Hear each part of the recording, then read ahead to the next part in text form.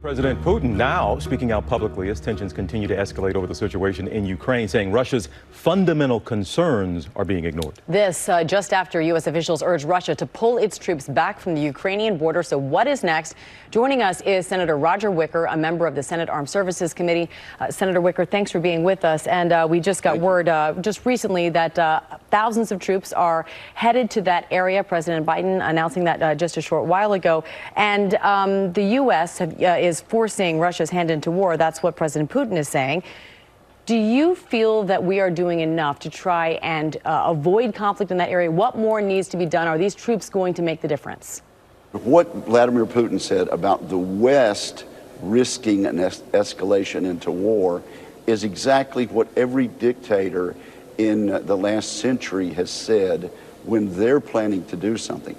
It is Vladimir Putin who brought over 100,000 troops to the eastern border of Ukraine. It is Vladimir Putin, the Russian dictator, who has brought elite troops from the eastern part of Russia into within 100 miles of the border of Belarus and Ukraine, very close to Kiev, the Ukrainian border. So when Vladimir Putin says the United States and NATO allies are about to start a war, I'll just have to say Adolf Hitler could not have said it better in the late 1930s. This is exactly what aggressors do when they're about to start a conflict. You're sharing some of your thoughts here with us. Did some of your thoughts and insights change? You were part of that bipartisan group that traveled there to Ukraine. Did you learn something on that trip that informed better your thoughts and insights? And you came back and met with President Biden.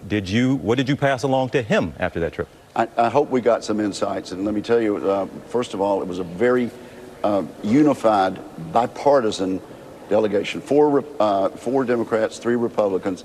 And we all absolutely said it is unthinkable that the United States and the West would stand idly by and let Russia do this. They have no intention of going back under the Russian thumb. And it is vital to our interest. If you're interested in Taiwan, if you're interested in a free Pacific, I can tell you China is watching what the United States is doing now. If you're interested in preventing a refugee crisis, not only in Eastern Europe, but in Western Europe, if you are interested in the fact that free democratic societies just never invade their neighbors, and the best way to keep peace is to let people make their own decisions, then you're interested in doing what we can to help Ukraine. And I'm glad the president is sending some 3,000 troops in to our NATO allies. I wish he had endorsed the Nord Stream 2 sanctions. And frankly, I wish, as former Secretary Panetta, a Democratic Secretary of Defense, has once said, I'm sorry that we've been sending the world a signal of relative weakness for the past year. But we are where we are now, and so I do appreciate at least this gesture on the part of the president. Senator Wicker, I want to turn now to President Biden's pledge to nominate the nation's first black woman to the Supreme Court. You have said that that court nominee would be the beneficiary of affirmative action quota. And for some context, other presidents, specifically President Trump, saying he would nominate a very talented, brilliant woman. We had President Reagan saying he would choose the most qualified woman he could possibly find. How is President Biden's decision to search for a black woman any different than those former presidents?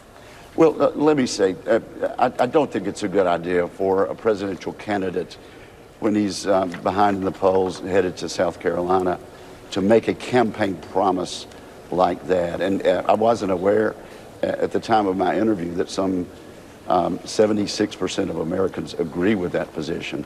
But let me also say this. This nominee, whoever she is, will be treated with courtesy, and I will determine my vote based on the qualifications and the judicial philosophy of whoever the president nominates. But again, to that point, you believe this person is only getting the job because they're a black woman. You believe this is an affirmative action pick? Well, I think if you ask, and again, I didn't run the poll, but the question was asked, is it best for the president to choose from among all qualified applicants for the job? And some 76% of Americans said yes to that, and 23% no. Well, and again, it's very important there. 115 people have served on the Supreme Court. Only 5 have been women. And that first woman, Sandra Day O'Connor, only got there because there was a president who committed to doing so. And I guess, are you on board with this idea that we have to diversify? We have to make a conscious effort sometimes, because sometimes the woman or the black woman doesn't get a fair shake because the people making the pick don't look like them. So this is a good idea, as Lindsey Graham said, that the court should look more like America, and we should make a conscious decision to do so, yes? I've said diversity on the court and diversity in government is a good thing. All right, well, Senator Wicker, we appreciate a lot going on, a lot in the headlines, and you know you've been in some of those headlines here over the past few days. So we always appreciate the time, and we'll check in with you again, okay? Thanks so much. Have a great day. All right, folks, and just ahead here on GMA3, we're going to meet a young woman now helping others heal from a challenging and very human experience. Yes, the artist using humor to help ease the sting of grief. GMA3 will be right back. Stay with us.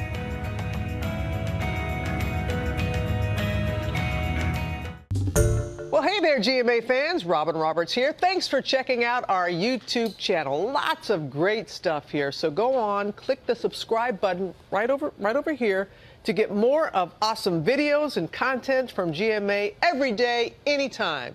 We thank you for watching, and we'll see you in the morning on GMA.